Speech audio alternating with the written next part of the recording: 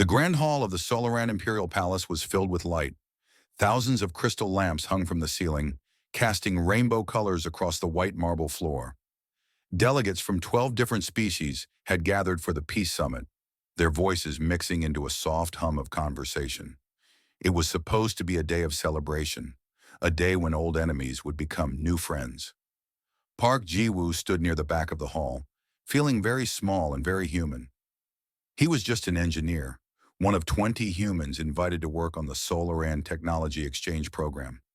He had spent 3 months learning how their ships worked, how their energy cores hummed with power beyond anything Earth had ever created. He loved every moment of it. But standing here, surrounded by beings who had traveled the stars for thousands of years, he could not help feeling like a child at an adult's party. He adjusted his simple gray uniform and tried to blend into the shadows. The Solarans were tall and beautiful, with silver hair and eyes that glowed faintly blue. Their skin was pale like moonlight, and they moved with a grace that made humans look clumsy in comparison. Ji-woo had learned not to stare, but sometimes he still caught himself watching them in wonder. The crowd suddenly grew quiet. Ji-woo looked toward the front of the hall and felt his breath catch in his chest. Princess Han Yuna had entered. She was the crown princess of the Solaran Empire, the only daughter of the emperor. Ji-woo had seen her image on screens and holographic displays, but seeing her in person was something entirely different. She wore a dress of flowing white silk that seemed to float around her as she walked. Her silver hair fell past her shoulders like a waterfall of starlight, but it was her eyes that held him. They were kind eyes, warm despite their strange glow. She smiled at the gathered delegates, and for a moment, the room felt brighter. Ji-woo quickly looked away. A human engineer had no business staring at an alien princess. He was here to learn, to work, and to go home. Nothing more. The speeches began. Leaders from different worlds stood and spoke of peace and cooperation. Ji-woo understood maybe half of what they said, even with his translation device. Politics had never been his strength. He preferred machines. Machines made sense. They did not lie or hide their intentions. You could take them apart and understand exactly how they worked. He was thinking about the engine design he had been studying when he noticed something strange. A server was moving through the crowd, carrying a tray of drinks. There was nothing unusual about that, but the server's movements were wrong, too stiff, too focused. Ji-woo had spent years working with robots on Earth, and he knew the difference between natural movement and programmed motion. His eyes followed the server as it approached the raised platform where Princess Yuna stood. No one else seemed to notice anything wrong. The guards were watching the crowd. The delegates were listening to the current speaker. But Ji-woo could not look away from that server. Then he saw it, a faint glow beneath the server's uniform near its chest, a glow he recognized. He had spent the last week studying that exact energy signature in the engineering bay. It was a compressed plasma charge, small enough to hide but powerful enough to destroy everything within 20 meters. Time seemed to slow down. Ji-woo's mind raced through his options. He could shout a warning, but by the time anyone reacted, it would be too late. He could try to find a guard, but the server was already too close to the princess. There was only one choice that made sense, even though it made no sense at all. He ran. Ji-woo pushed through the crowd, his heart pounding so hard he could hear it in his ears. People shouted in surprise as he shoved past them. Guards turned toward the commotion, their weapons rising. But Ji-woo did not stop. He could not stop. The server had reached the platform steps. Its hand was moving toward its chest. Princess Yuna turned at the noise, her blue eyes widening as she saw the human running toward her. Ji-woo leaped. He crashed into the server with all his weight, sending them both tumbling across the marble floor. The tray flew through the air, glasses shattering in a shower of sparkling liquid. Ji-woo grabbed at the server's chest, his fingers finding the hidden device. He had only seconds. His engineering training took over. The plasma charge was Solaran technology, but the trigger mechanism was simple. Too simple. It was designed to be unstoppable, to go off no matter what. But whoever had built it had made a mistake. They had used a standard energy coupling, the same kind Ji-woo had been studying all week. He ripped open the server's uniform and grabbed the device. The glow was growing brighter, the charge building toward detonation. Guards were shouting. Someone screamed. But Jiwoo's hands were steady as he worked. He found the coupling and twisted it hard, reversing the energy flow. The device shuddered in his hands. For one terrible moment, he thought he had failed. Then the glow began to fade. The charge was discharging backward, the energy dispersing harmlessly into the device's own casing. Jiwoo let out a breath he did not know he had been holding. But something was wrong. The device was shaking now, vibrating with a strange high-pitched whine. The energy had to go somewhere, and the casing could not hold it all. Jiwoo looked up and saw Princess Yuna standing just a few meters away, her eyes fixed on him. Guards were rushing toward them. Delegates were fleeing in panic. Jiwoo made his choice. He clutched the device to his chest and ran toward the nearest window. The glass was thick, designed to withstand weapons fire, but Jiwoo did not slow down. He grabbed a fallen chair and hurled it with all his strength. The window cracked. He hit it with his shoulder once, twice, and then he was through, falling into empty air. The palace floated high above the clouds. Below was nothing but sky. The device exploded as he fell. But it was not a normal explosion. The energy tore through space itself, opening a wound in reality. Jiwoo felt himself being pulled apart and pushed together at the same time. Colors that had no names filled his vision. Sound became light and light became sound. Then there was nothing but darkness. In the grand hall, Princess Yuna pushed past her guards and ran to the broken window. She looked down into the clouds, searching for any sign of the human who had saved her life. But there was nothing, just empty sky and the fading glow of strange energy. She realized she did not even know his name. The guards pulled her back from the window, surrounding her with their bodies. Voices shouted orders. Medical teams rushed to check on the delegates. The server had been a machine, an assassin drone controlled from somewhere far away. The investigation would take months, but Yuna could not stop looking at that broken window. A human had saved her life. A human she had never met, whose name she did not know, had given everything to protect her. She would not forget. She would never forget. The galaxy would soon learn that the human named Park Jiwoo had died a hero. But Yuna refused to believe it. Somewhere in her heart, she felt that he was still alive, and she swore to herself that she would find him, no matter how long it took. The memorial stood in the center of Seoul's largest park, a tall pillar of white stone reaching toward the sky. Park Jiwoo's face was carved into its surface, his eyes looking upward as if searching for something among the stars. Flowers and candles surrounded the base, left by strangers who had never met him, but who wanted to honor his memory. Kim Tyson stood before the memorial with his hands in his pockets, his military uniform feeling too tight across his shoulders. 5 years had passed since his best friend had disappeared into a wound in space. 5 years of wondering, of hoping, of slowly accepting that Jiwoo was never coming home. They had grown up together in the same apartment building in Busan. Tyson remembered teaching Jiwoo how to ride a bicycle, how to throw a proper punch, how to talk to girls without stammering. Jiwoo had been the smart one, always taking things apart to see how they worked. Tyson had been the strong one, always ready to protect his smaller friend from bullies. They had been brothers in everything but blood. When Jiwoo had been selected for the Solaran exchange program, Tyson had been so proud. His friend was going to the stars, was going to learn secrets that humans had only dreamed of. They had celebrated with cheap beer and cheaper food, laughing about how Jiwoo would probably break some expensive alien machine within the first week. Now Tyson wore the uniform of the Galactic Human Fleet. He had enlisted 3 months after Jiwoo's death, driven by a need to do something, to be something more than a man who had lost his best friend. He had risen quickly through the ranks. His commanders said he had a gift for leadership, but Tyson knew the truth. He was just too angry to quit, too stubborn to stop fighting. He reached out and touched the cold stone of the memorial. "I miss you, brother," he whispered. "I wish you could see what's happening. Humans are out there now, really out there. We have ships, stations, colonies, and it all started because of you." It was true. Jiwoo's sacrifice had changed everything.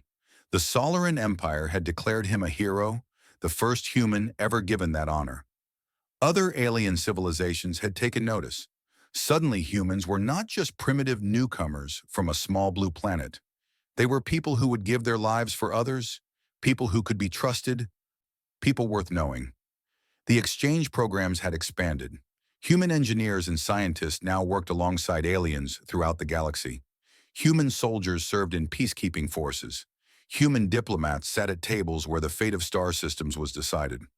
All because one young engineer had run toward danger when everyone else ran away. Tyson turned away from the memorial and walked toward the transport station. He had a ship to catch. A mission was waiting for him in the outer territories. Another patrol along the borders of known space. It was not exciting work, but it was necessary. Pirates and smugglers liked to hide in the darkness between stars, preying on anyone weak enough to be easy prey. Somewhere across the galaxy, in the crystal towers of the Solaran capital, Princess Yuna stood before her own reminder of that terrible day. It was a small thing, just a worn photograph that had fallen from Jiwoo's pocket during the struggle. The image showed Earth's sunrise, orange and pink light spreading across a blue ocean. She had kept it hidden for 5 years, looking at it when she was alone, wondering about the world that had produced such a man. Her handmaiden, Beck Suri, entered the room with quiet steps. "Your Highness, your father is asking for you." Yuna quickly hid the photograph in her sleeve. "Tell him I will be there shortly." Suri did not move. She had served Yuna since they were both children, and she knew her princess better than anyone. "You are thinking about him again." It was not a question. Yuna did not bother to deny it. "The anniversary is tomorrow. 5 years. Your father believes you should let go. The human is dead. The case is closed." "My father is wrong." Yuna's voice was soft but firm. "I have felt it since that day, Suri. He is alive somewhere. I know it." Suri sighed. She had heard this many times before. The search teams found nothing. The energy surge destroyed everything within 100 kilometers. No ship could have survived. He was not in a ship. He was falling. The energy took him somewhere else. Where? I do not know, but I will find out. Yuna had spent 5 years searching in secret. She had used her personal funds to hire investigators, to send probes into uncharted space, to gather any rumor or story that might lead to Jiwoo. Her father would have forbidden it if he knew. The Emperor believed that dwelling on the past was weakness, that a princess should focus on the future of the Empire. But Yuna could not forget the look in Jiwoo's eyes as he had clutched that device to his chest and run toward the window. He had known he would probably die. He had done it anyway. Recently, strange stories had begun to reach her ears. Traders and travelers from the Outer Rim spoke of a human who appeared from nowhere to fight impossible battles. They called him the Wanderer, a ghost who destroyed pirate bases and freed slaves before disappearing into the void. No one knew his name or where he came from. Some said he was just a legend, a story invented to scare criminals, but others swore they had seen him with their own eyes. A human, alone in the most dangerous parts of the galaxy, fighting battles no one asked him to fight. It had to be him. Yuna felt it in her heart. She walked to her window and looked out at the endless stars. The Solaran capital was built on a world with no moon, and the night sky was an ocean of light. Somewhere out there, among all those distant suns, was the man who had saved her life. "I will find you," she whispered. "I promise." On Earth, Tayson's transport lifted off and accelerated toward the stars. He did not know about the rumors from the Outer Rim. He did not know that his best friend might still be alive. He thought about Jiwoo every day, but he had accepted that the past was past. The best way to honor his friend's memory was to keep moving forward, to keep fighting, to keep protecting others the way Jiwoo had protected the princess. His communicator buzzed with an incoming message. It was from Lee Mirai, a diplomat he had worked with on several missions. She was stationed in Solaran space now, serving as a bridge between human and alien governments. "Tayson, I need to talk to you about something. It is probably nothing, but I have been hearing strange stories lately. Stories about a human in the Outer Rim. I do not want to give you false hope, but the description sounds familiar." Tyson read the message 3 times. His hands were shaking. He told himself it meant nothing. There were many humans in the galaxy now. It could be anyone. But deep down in a part of his heart he had tried to lock away, hope began to grow. The galaxy was vast and full of secrets. Ships traveled at speeds that would have seemed like magic just a few decades ago, but there were still places that no one had explored. regions where law and order meant nothing, where the strong took what they wanted and the weak suffered in silence. In those dark places, stories were told around flickering fires and in crowded cantinas, stories of a human who refused to die, who fought against impossible odds, who appeared when all hope was lost. The stories were growing, spreading from world to world like seeds carried by the wind. The wanderer was real, and soon the galaxy would learn his true name. The planet had no name, just a number in some forgotten survey database. Its surface was covered in gray dust and black rock, and its sky was always dark with thick clouds that blocked out the distant sun. This was the outer rim, the edge of known space, where only criminals and desperate people lived. Park Ji-woo stood on a ridge overlooking a valley filled with metal buildings. Smoke rose from chimneys and machines hummed with constant noise. This was a slave mining camp, one of dozens scattered across the lawless territories. The prisoners inside dug precious minerals from the ground, working until their bodies broke. Then they were replaced by new prisoners, and the cycle continued. Ji-woo's face was harder now than it had been 5 years ago. A long scar ran down his left cheek, a gift from a pirate captain who had thought one human would be easy prey. His body was lean and strong from years of fighting and running and surviving. His eyes had lost some of their youthful brightness, but they had gained something else.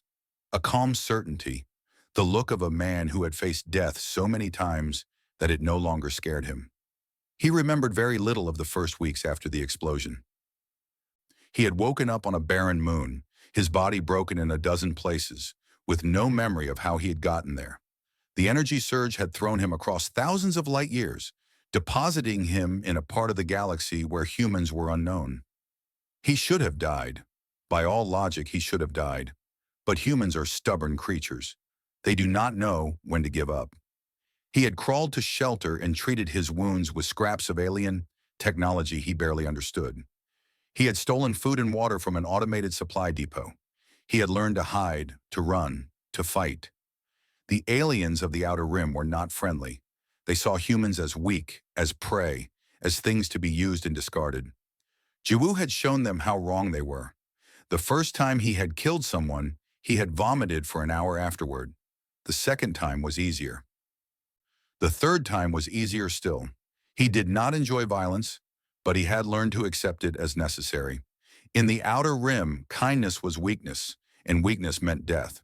But he had also learned something else. He had learned that he could not simply survive. Survival was not enough, not when innocents were suffering all around him. The first slaves he had freed had been an accident. He had been raiding a supply ship when he discovered the cargo hold full of prisoners. They were aliens from a dozen different species, their eyes dull with despair, their bodies marked with the signs of abuse. Something had broken inside Ji-woo then, some barrier that had kept him focused only on his own survival.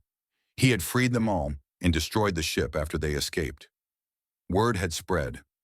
Other slaves heard about the human who appeared from nowhere, who fought like a demon, who vanished like a ghost. They began to hope. Their captors began to fear.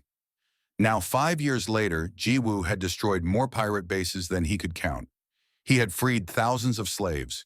He had built a network of safe houses and hidden routes that helped escaped prisoners reach freedom. He worked alone, trusted no one, and never stayed in one place for long. The mining camp below was his next target. His sources said it held over 300 prisoners, including children. The security was heavy, but Ji-woo had studied it for days. He knew every patrol route, every guard position, every weakness in their defenses. He checked his weapons one last time.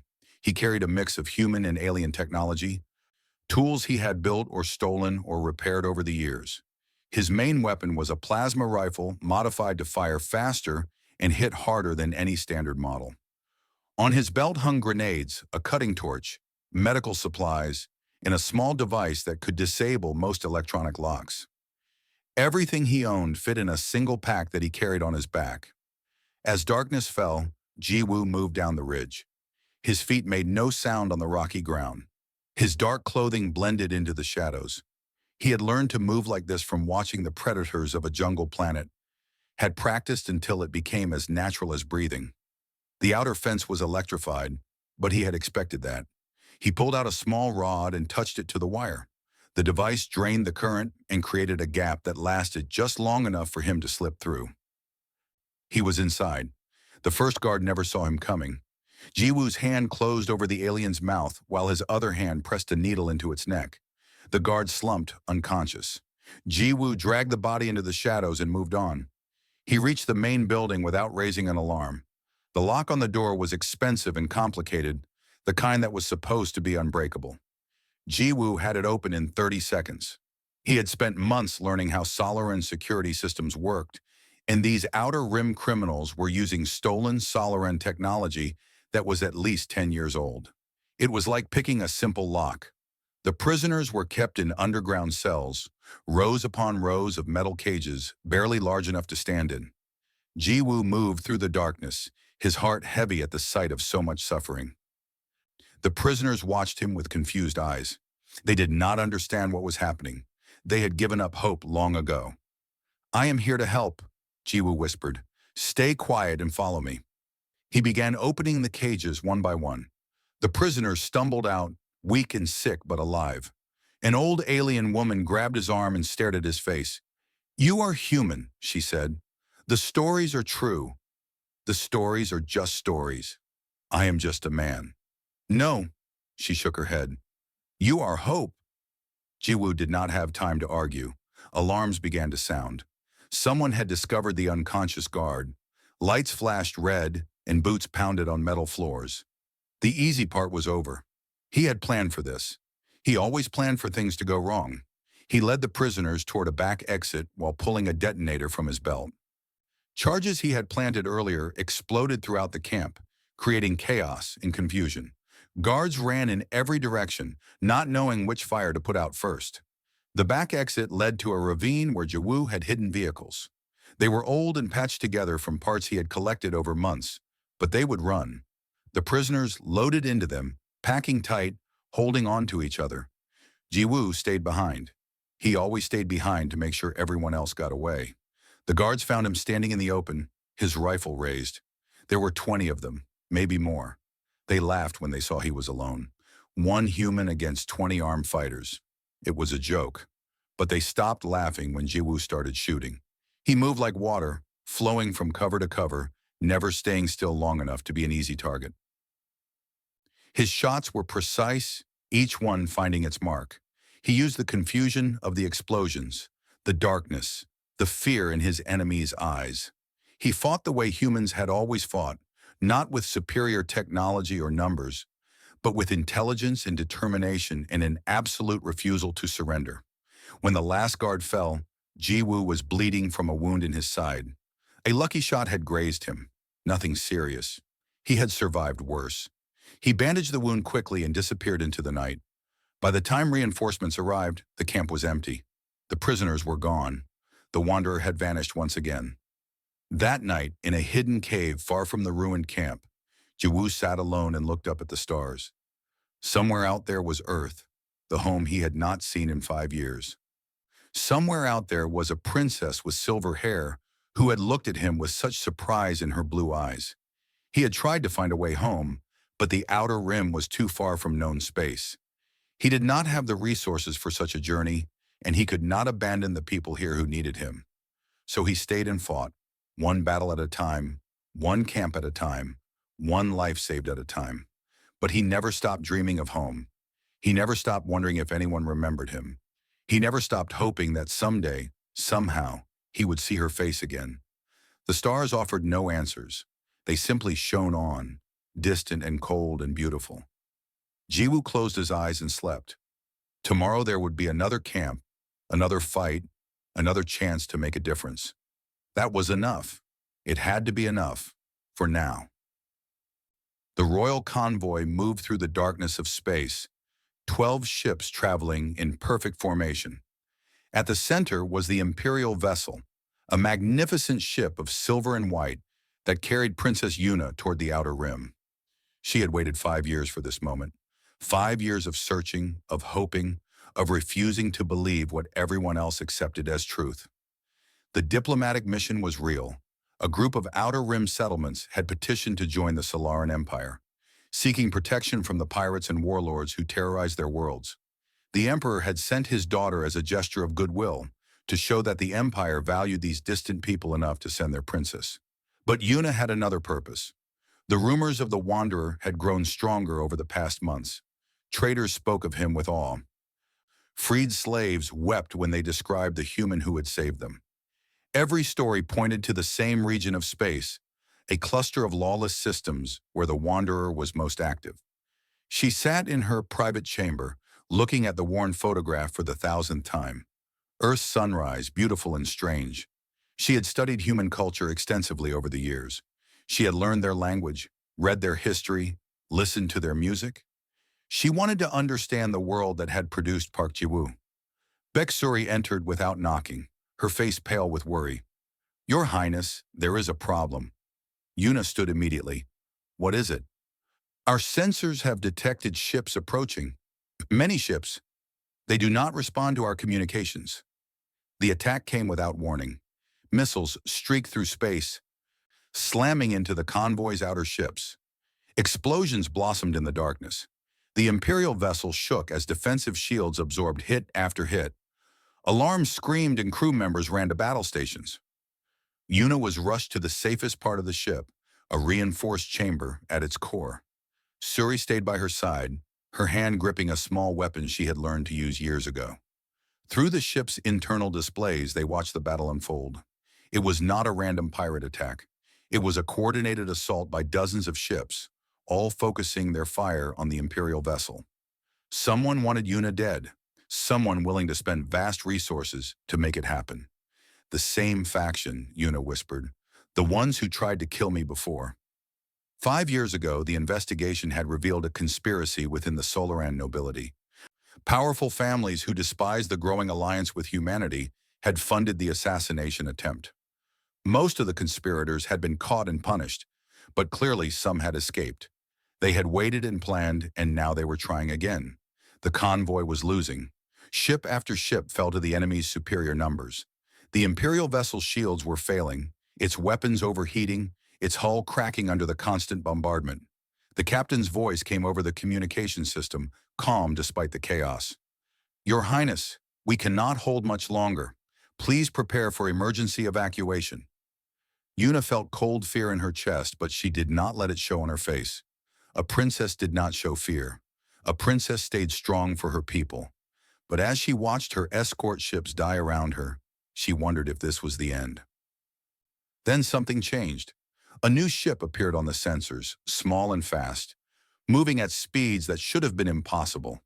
It tore through the enemy formation like a knife through paper, its weapons firing with perfect accuracy. Ships exploded in its wake. The enemy fleet, so confident moments ago, began to scatter in confusion. "What is that?" Suri asked, her voice filled with wonder. No one answered. No one could explain what they were seeing. A single ship, clearly built from scraps and stolen parts, was destroying warships that cost more than most planets. Its pilot flew with reckless courage, dancing between enemy fire, always appearing where the enemy least expected. The Imperial vessel's crew watched in disbelief as the tide of battle turned. The mysterious ship drew enemy fire away from the convoy, giving the damaged vessels time to retreat to safety. When the enemy finally fled, broken and burning, the strange ship turned and approached the Imperial vessel. "They are requesting permission to dock," the captain reported. "A single occupant. Human." Yuna's heart stopped. Then it started again, faster than before. "Let them aboard. I will meet them personally." "Your Highness, that is not safe." "Let them aboard. That is an order." The docking bay was still filled with smoke from damaged systems when Yuna arrived. Her guards surrounded her, weapons ready, but she pushed past them to stand at the front. The airlock door hissed open. He stood in the doorway, taller than she remembered, harder, marked by scars and years of struggle. His clothes were worn and patched. His hair was longer, tied back from his face. But his eyes were the same, those warm human eyes that had looked at her with such determination as he had run toward death to save her life. Park Ji-woo stepped onto her ship and stopped when he saw her. For a moment, neither of them moved. 5 years of separation, of searching, of hoping against hope, hung in the air between them. Then Jiwoo did something that surprised everyone. He knelt on the metal floor and bowed his head. I am sorry it took so long to come back, Your Highness. His voice was rougher than before, but it was his voice. Yuna felt tears building in her eyes, threatening to spill down her cheeks. She had spent 5 years imagining this moment. She had planned what she would say, how she would act with proper royal dignity. But now that he was here, kneeling before her, all her plans disappeared. She walked forward and took his hands in hers. Stand up, she said, her voice breaking. Please stand up. Jiwoo rose slowly, confusion in his eyes. He had expected anger, perhaps, or cold formality. He had not expected the princess to be holding his hands, looking at him like he was the most precious thing in the universe. 5 years, Yuna whispered. 5 years I searched for you. Everyone said you were dead. Everyone said I should forget. But I knew you were alive. How? Jiwoo asked. How could you know? I do not know how. I just felt it. Here. She pressed a hand to her heart. I could not explain it, but I could not ignore it either. You saved my life. You gave everything for me. How could I abandon you? The guards shifted uncomfortably. This was not proper behavior for a princess. But Suri smiled and motioned for them to step back, to give the two some space.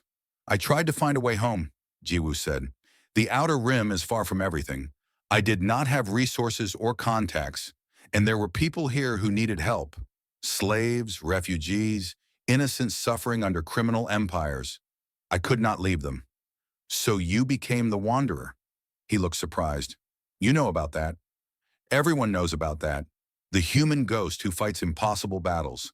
The man who appears from nowhere to save the helpless. Yuna smiled through her tears. I have been collecting stories about you for 2 years. I have a whole database. Jiwoo laughed, a rough sound like he had forgotten how. I am not a hero. I am just a man who cannot walk away from people in trouble. It is a human thing. I think. It is a Jiwoo thing. Yuna squeezed his hands. And it is why I never stopped looking for you. The moment was interrupted by the captain's urgent voice over the communication system. Your Highness, enemy reinforcements are approaching. We must leave this area immediately. Reality crashed back. They were not safe. The enemy had failed once, but they would try again. The Imperial vessel was damaged, the convoy scattered, and the outer rim was hostile territory. Jiwoo's expression hardened back into the warrior he had become. How many ships? Too many. We cannot fight them in our current condition. Jiwoo looked at Yuna. I know these territories. I know hiding places, safe routes, people who owe me favors. I can get you to safety. What about your mission? Your fight against the slavers? You are more important. He said it simply, without hesitation, like it was the most obvious thing in the world. You were always more important. Yuna felt warmth spread through her chest. She had dreamed of this reunion for 5 years, but she had never imagined it would feel like this. Like coming home after a long journey, like finding something she had not known she was missing. Then guide us, Park Jiwoo. Take us somewhere safe. He bowed his head again, but this time he was smiling. Yes, Your Highness, I will not fail you. As the Imperial vessel changed course and fled into the darkness of uncharted space, Yuna stood beside the man who had crossed the galaxy to find his way back to her. The enemy was still out there. The danger was not over, but for the first time in 5 years, she felt something she had almost forgotten. She felt hope. The Imperial Palace was quiet when Princess Yuna's ship finally arrived home. News of the attack had spread across the Empire, and crowds had gathered outside the palace walls, waiting anxiously for word of their princess. When Yuna stepped onto the landing platform, alive and unharmed, a great cheer rose from the people below. But not everyone was celebrating. The Emperor received his daughter in his private chamber, his face carved from stone. He embraced her briefly, then stepped back to examine her with cold eyes. His gaze moved past her to the human standing in the doorway. So this is him, the Emperor said, the one they call the Wanderer. Jiwoo bowed deeply. Your Imperial Majesty, I am honored to meet you. You saved my daughter's life. Again. The Emperor's voice carried no warmth, only careful calculation. The Empire is grateful for your service. I did what anyone would do, Your Majesty. No. You did what a human would do. That is something different. The emperor walked to his window and looked out at his capital city, towers of crystal and light spreading to the horizon. When you saved Yuna 5 years ago, it changed everything. Humans went from curious newcomers to valued allies. Our relationship with Earth grew stronger. Some would say too strong. Jiwoo remained silent. He could feel the tension in the room, could see the way Yuna's hands had clenched into fists at her sides. The attack on my daughter's convoy was not random, the emperor continued. It was organized by members of our own nobility. Families who believe that our alliance with humanity weakens the empire. They have been working in shadows for years, gathering power, waiting for the right moment. Then we find them, Yuna said. We bring them to justice. It is not that simple, daughter. These families have deep roots. They have supporters in the military, in the government, in every level of our society. Moving against them openly would cause civil war. Then what do we do? Let them try again? The emperor turned to face them, his expression unreadable. I must think carefully. In the meantime, our human guest will be given quarters in the outer palace. He will be comfortable, but monitored. We cannot have a foreign warrior wandering freely through our capital. Jiwoo nodded. He had expected this. He was a stranger here, an unknown element in a political situation he did not fully understand. The emperor was being cautious, and caution was not unreasonable. But Yuna was not satisfied. Father, this man saved my life twice. He spent 5 years fighting evil in the darkest parts of the galaxy. He deserves more than a comfortable prison. He deserves whatever I decide he deserves. The emperor's voice hardened. You forget yourself, Yuna. You are my heir, not my equal. The decisions of the empire are mine to make. The silence that followed was heavy and cold. Father and daughter stared at each other, neither willing to look away first. Jiwoo could see the history between them, years of arguments and disagreements buried beneath formal courtesy. Finally, Yuna bowed her head. Yes, father, I apologize. But Jiwoo saw the fire still burning in her eyes. She was not surrendering. She was retreating, planning, preparing for a different approach. The next few days were strange for Jiwoo. His quarters were indeed comfortable, a suite of rooms larger than any place he had lived in his entire life. Food was delivered 3 times a day, each meal a work of art. Guards stood outside his door at all times, polite but firm in their duty to keep him contained. He spent his time exercising, reading about Solaran history and politics, and staring out his window at the alien city below. Sometimes Yuna visited, always with guards present, and they talked about everything and nothing. She told him about her years of searching. He told her about his years of fighting. They discovered that despite their different lives, they had both been shaped by the same moment 5 years ago. I kept your photograph, she confessed one evening, the one that fell from your pocket. I looked at it every day. Jiwoo smiled sadly. I lost everything in the explosion. I had nothing to remember Earth by. Nothing except my memories. What do you remember most? The sunrise. The way light would spread across the ocean in the morning, turning the water gold and pink and orange. I used to watch it from my apartment window, back when I was just an engineer who dreamed of seeing the stars. Yuna reached out and touched his hand. When this is over, I want to see it. Earth's sunrise. Will you show me? If we survive, I will show you everything. But survival was becoming more uncertain by the day. Word of Jiwoo's return had spread through the nobility, and reactions were mixed. Some praised him as a hero, a symbol of the human-Solaran alliance. Others saw him as a threat, a human who had somehow gained influence over their future empress. The conspiracy began to show itself. Anonymous accusations appeared, claiming Jiwoo was a spy sent to manipulate the royal family. Calls were made for his arrest and interrogation. Certain noble families demanded that he be handed over to a neutral council for judgment. Lee Mirai arrived at the palace as Earth's diplomatic representative. She was a small woman with sharp eyes and a sharper mind, dressed in the formal uniform of the Human Diplomatic Corps. She had been fighting political battles since before Jiwoo left Earth, and she recognized the signs of a coordinated campaign. They are trying to isolate him, Miri told Yuna in a private meeting. Every accusation, every demand is designed to separate Jiwoo from any protection. Once he is alone, they will move against him. They will have to go through me first, Yuna said. With respect, Your Highness, that may be exactly what they want. If you defend him too strongly, they can claim he has corrupted you.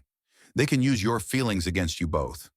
Una stood and walked to her window, looking out at the same city her father had surveyed days before. Then what do you suggest, Ambassador? We need allies. We need to show that Jiwoo is not just one human, but a representative of humanity's commitment to the Alliance. Earth must be seen standing behind him. Can you make that happen? Miri smiled grimly. I have already sent messages to Earth. Commander Kim Tyson has been reassigned to lead a diplomatic escort mission. He should arrive within the week. Tyson? Una remembered the name from her research. Jiwoo's friend? His best friend, and one of the highest-ranking humans in the Galactic Fleet. If we can show that Earth considers this a matter of honor, it will be harder for the conspirators to act. But the conspirators were not waiting. That night, an emergency session of the Noble Council was called. In the Great Chamber, where Solaran aristocracy had debated for thousands of years, accusations were laid out like weapons on a battlefield. Jiwoo was called a deceiver, a manipulator, a human agent sent to subvert the empire from within. The emperor sat on his throne and listened without expression. Una sat beside him, her face pale with anger. Jiwoo was not present. He had not been invited. This trial was happening without him, without any chance to defend himself. When the accusations finished, the council demanded a vote. Should the human be surrendered for judgment? Should the princess be forbidden from seeing him? The conspirators were confident. They had spent months gathering support, making deals, building a coalition that would crush the human threat once and for all. Then Princess Una stood. I invoke the right of protection, she said, her voice ringing through the chamber. By the ancient laws of our empire, I declare Park Jiwoo to be my personal guardian, bound to my service and under my protection. Any action against him is an action against the crown itself. Silence fell. The right of protection was an old law, almost forgotten, dating back to the earliest days of the empire. It had never been invoked for a non-Solaran before. The implications were enormous. The emperor looked at his daughter with unreadable eyes. The council members whispered frantically among themselves. The conspirators' faces twisted with barely hidden rage. This is unprecedented, one noble sputtered. A human cannot hold such a position.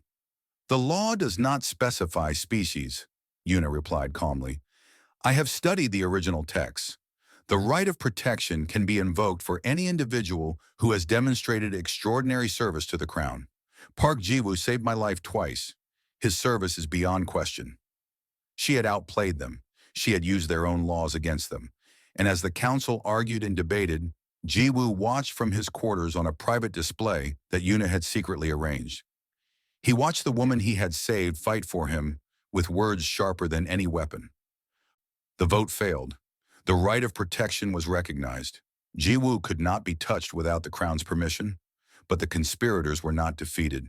They were only delayed. And as they left the council chamber, their eyes burned with plans for darker solutions. The real battle was just beginning.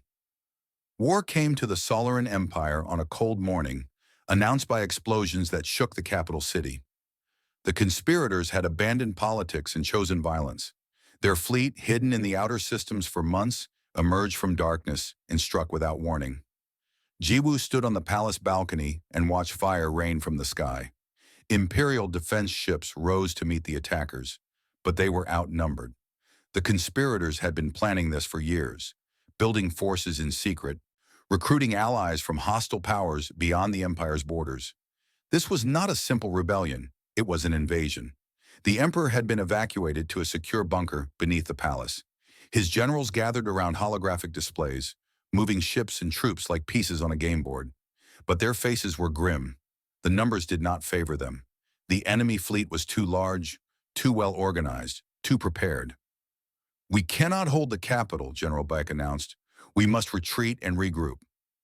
Retreat to where? Another general demanded. They have cut off our major supply routes. Our allies are days away at best speeds. By the time help arrives, the palace will have fallen. Una stood among them, listening, learning, trying to understand the situation. She had been trained in politics and diplomacy, not warfare. But she refused to hide in a bunker while her people died above. There must be something we can do, she said, some strategy they will not expect. The generals exchanged glances. They respected their princess. But this was a military matter. What could she possibly suggest that their years of experience had not already considered? It was Ji Woo who stepped forward. May I speak? The room fell silent. The human stood among Solaran warriors, his simple clothes contrasting with their gleaming uniforms. Some looked at him with curiosity, others with barely hidden contempt. But Yuna nodded for him to continue. I spent 5 years fighting in the Outer Rim, Jiwoo said. I was always outgunned, always outnumbered. If I had tried to fight the way they expected, I would have died in my first battle. So I learned to fight differently. With respect, General Beck said, this is not a small skirmish in lawless territory. This is a full-scale war involving hundreds of ships and millions of lives. The scale is different. The principles are the same. Jiwoo walked to the holographic display and studied it for a moment. Your enemy expects you to fight like Solarans. Organized, disciplined, predictable. They have planned for every standard response. That is why they are winning. Then what do you suggest? Jiwoo smiled. It was not a pleasant smile. It was the smile of a man who had survived impossible situations by thinking impossible thoughts. I suggest we fight like humans. The plan Jiwoo proposed was insane. The Solaran generals said so repeatedly, their voices rising with disbelief. No military academy in the galaxy would teach such tactics. No rational commander would attempt them. But Jiwoo was not a rational commander. He was a human engineer who had learned to survive by breaking every rule that everyone else followed. The core of his strategy was simple. Attack the enemy where they were strongest. Not to win that battle, but to make them doubt their own strength. Use chaos as a weapon. Make the enemy so confused that they started fighting themselves. They expect us to defend the capital, Jiwoo explained. They have positioned their fleet to crush any defensive formation. So we do not defend. We attack their command ship directly with everything we have, in a single overwhelming strike. That is suicide, General Beck protested. Their command ship is in the center of their fleet. We cannot reach it without being destroyed. We cannot reach it using standard approaches. But look here. Jiwoo pointed to a region of space near the enemy formation. This is an asteroid field. Your navigation data says it is impassable for ships larger than fighters. The enemy believes the same thing. They have left it unguarded. Because it is impassable. For Solaran ships, yes, your vessels are beautiful and powerful, but they are designed for open space combat. They cannot navigate dense debris fields. Jiwoo's eyes gleamed. Human ships are different. We build them smaller, more maneuverable, more adaptable. My people learned to fly in asteroid fields. It is how our pilots train. The generals looked at each other uncertainly. This was not how wars were fought. This was not how respectable militaries operated. But Yuna was watching Jiwoo with growing understanding. You want to bring human ships through the asteroid field and strike directly at the enemy command. Not want, need. It is the only way to break their confidence. The enemy leaders are not true warriors. They are politicians and aristocrats who have never faced real danger. If we can threaten them directly, show them that their precious fleet cannot protect them, they will panic. And panicking enemies make mistakes. This is madness, General Beck repeated. Yes, Jiwoo agreed. That is why it might work. They cannot plan for madness. They cannot predict what they cannot understand. That is the human way. Silence filled the room. The holographic display flickered with the images of burning ships and falling cities. Outside, the battle continued to rage. Time was running out. It was the Emperor's voice that finally spoke, transmitted from his secure bunker. Let the human try. Everyone turned in surprise. The Emperor's face appeared on a secondary display, old and tired but still commanding. My generals have given me their best strategies. None of them can save us. If this human has a chance, no matter how small, we must take it. Father, Yuna began.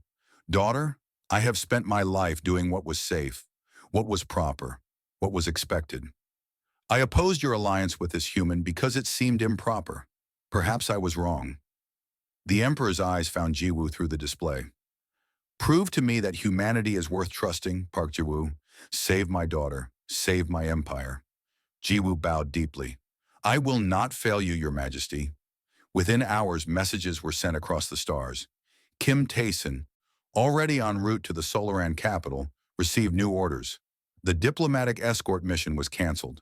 In its place was something far more dangerous. Earth responded with speed that surprised everyone.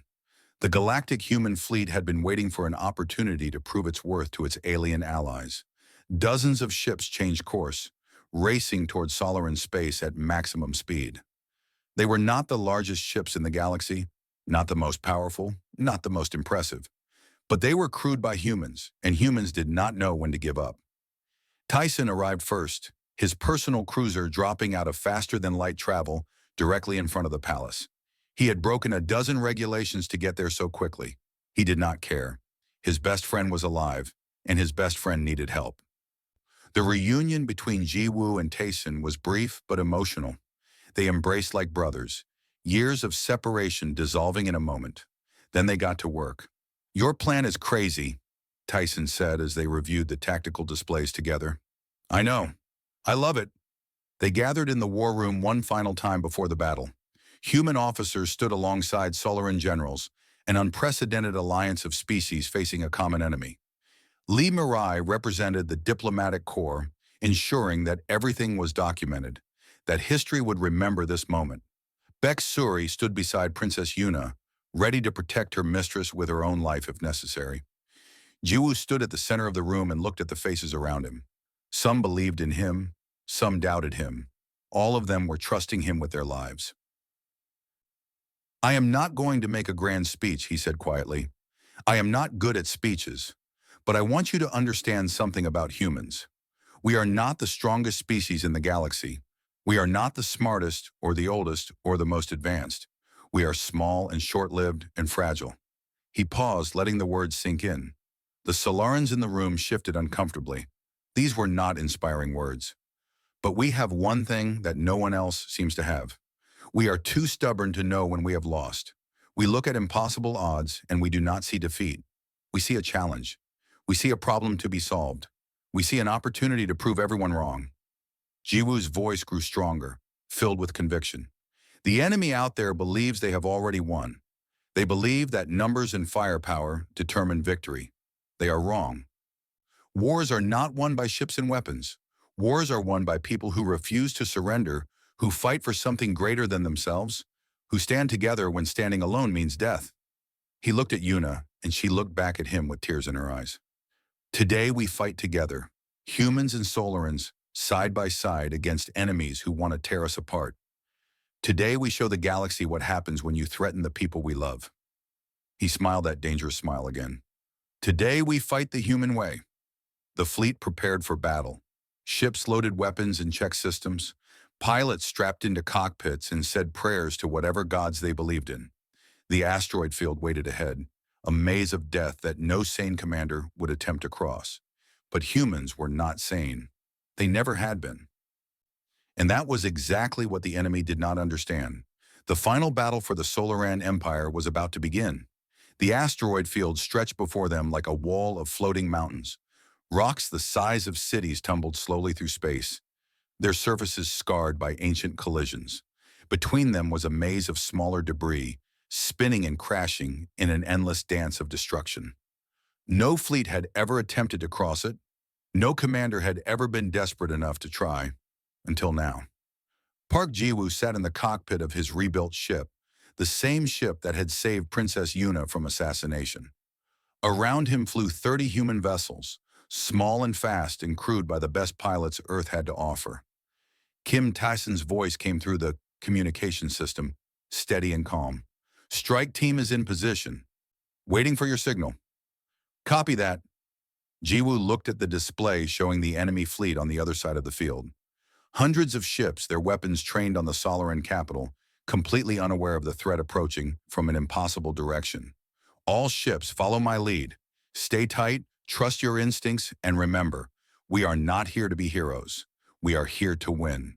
For what it is worth, Tyson said, I think we are definitely going to be heroes either way. Jiwoo smiled.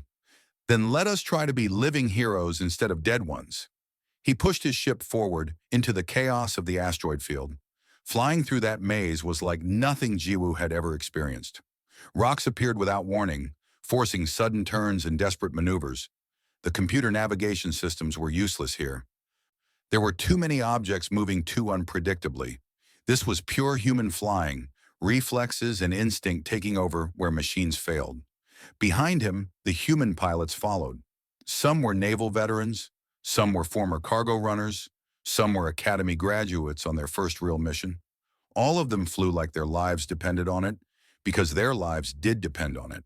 One mistake, one moment of hesitation, and the spinning rocks would tear them apart. They lost 3 ships in the first 10 minutes.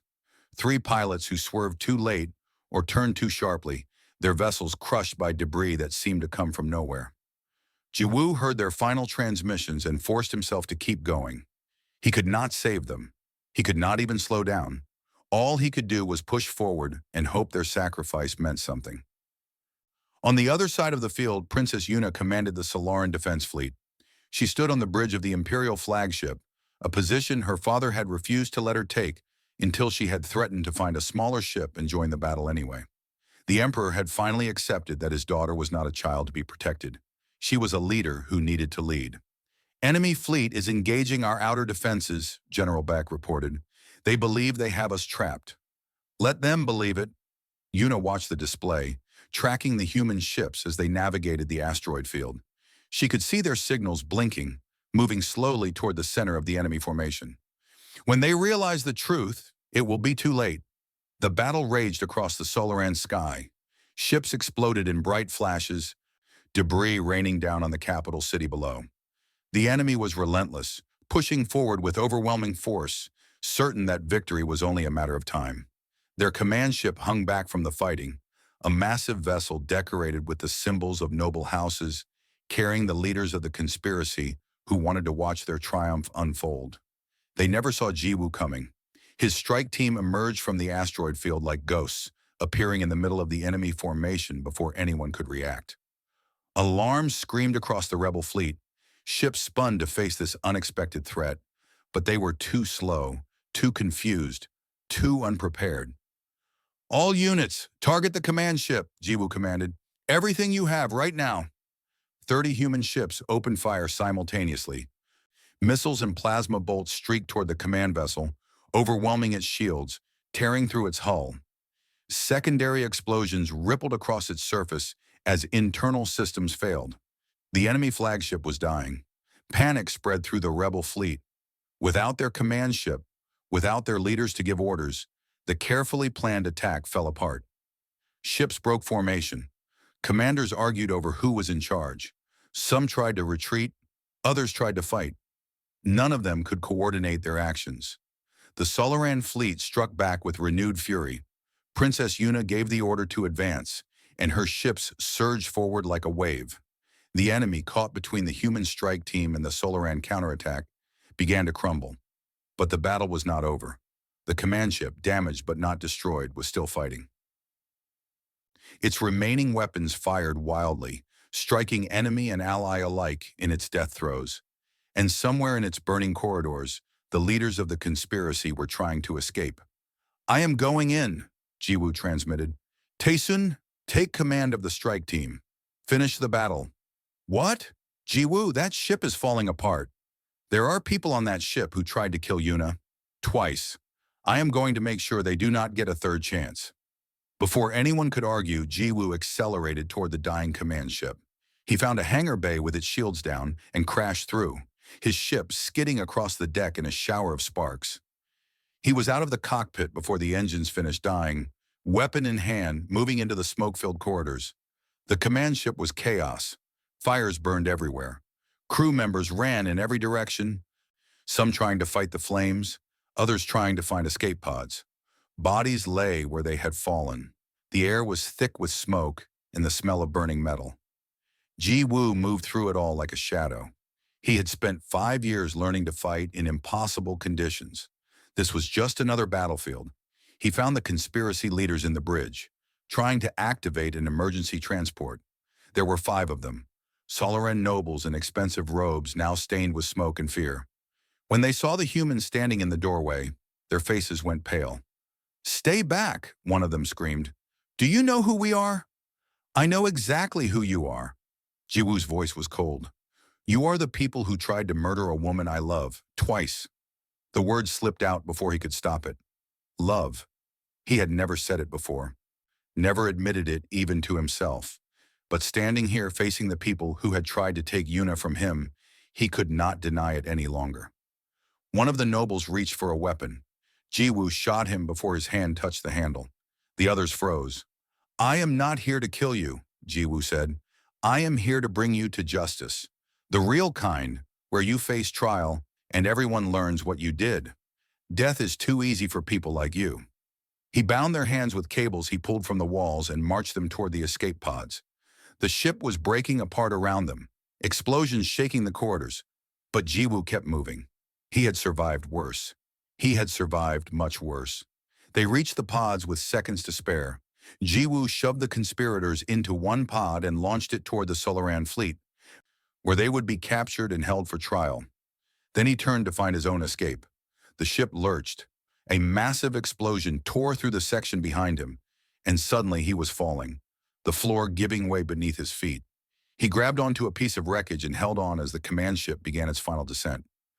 For a moment, he thought it was over. He thought about Yuna, about the time they had spent together, about the sunrise on Earth that he had promised to show her. He had survived so much. It seemed unfair to die now, when they were so close to victory. Then he saw it, a Solaran shuttle, diving toward the wreckage, its markings belonging to the Imperial household. It swooped close to his position, its hatch opening, and he saw Baksuri at the controls, her face set with determination. "Jump!" she shouted. "Now!" Jiwoo jumped. For a terrible moment he was falling through open space, the burning ship above him, the distant ground below. Then hands caught him, strong Solaran hands pulling him into the shuttle, and he was safe. The command ship exploded behind them as they flew away. The battle ended an hour later. The rebel fleet, leaderless and broken, surrendered to the combined human Solaran forces. The conspiracy was finished. The Empire was saved. Jiwoo stood on a balcony in the Imperial Palace, watching the sun rise over the capital city. The sky was filled with smoke and the distant shapes of ships on patrol, but the light was beautiful anyway, golden and warm against the crystal towers. He heard footsteps behind him and did not need to turn around to know who it was. "You survived," Yuna said softly. "I promised I would not disappear again." She came to stand beside him, close enough that their shoulders almost touched. She was still wearing her command uniform, wrinkled and stained from the long hours of battle. She had never looked more beautiful. "I heard what you said on the enemy ship," she said, "when you confronted the conspirators." Jiwoo felt his face grow warm. "I did not mean to." "Did you mean it?" He turned to look at her. Her blue eyes were bright with hope and fear, and something deeper that he did not have words for. He thought about all the years he had spent alone, fighting in the darkness, dreaming of this moment. "Yes," he said, "I meant it." Yuna smiled. It was the most beautiful thing he had ever seen. "Then stay. Not as my guardian, not as a hero or a symbol or a political tool. Stay as the man I love. Stay as yourself." "I spent 5 years finding my way back to you," Jiwoo said, taking her hand in his. "I am not going anywhere." They stood together on the balcony, watching the sunrise paint the sky in colors that reminded Jiwoo of home. The war was over. The future was uncertain. But for the first time in 5 years, he was not alone. And that, he realized, was what he had come back for. Not glory or honor or revenge. Just this. Just her. Just the simple miracle of standing beside someone you love as a new day begins. The galaxy was vast and full of dangers. There would be more battles to fight, more enemies to face, more challenges that seemed impossible. But humans had always faced impossible challenges. They had always found ways to survive, to adapt, to overcome. And now, standing beside the princess who had never stopped believing in him, Park Ji-woo knew that whatever came next, they would face it together. The human way.